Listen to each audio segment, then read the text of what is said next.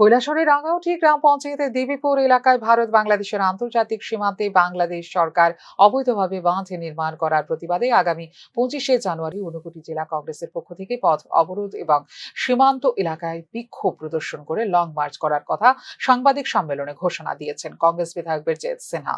কৈলাসহর ও বাংলাদেশের আন্তর্জাতিক সীমান্ত এলাকায় বাঁধ নির্মাণের ব্যাপারে রাজ্যের মুখ্যমন্ত্রীর নির্দেশে জেলা শাসক ও উচ্চপদস্থ আধিকারিকরা গৌরনগর ব্লকের ভাইস চেয়ারম্যানকে নিয়ে সীমান্ত এলাকা পরিদর্শন করেছেন।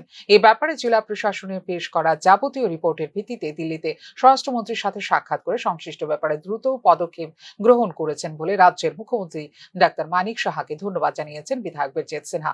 আগামী বর্ষাকাল আসার পূর্বে যুদ্ধকালীন তৎপরতায় কৈলাসহর সীমান্তের বাঁধগুলো নির্মাণের প্রক্রিয়া সম্পন্ন করতে হবে এবং সংস্কারের অভাবে মরচে পড়া বাঁধের স্লুইস গেটগুলো সংস্কারের জন্য দ্রুত সরকারি পদক্ষেপ দাবি করেছেন এলাকার কংগ্রেস বিধায়ক বীরজিৎ সিনহা।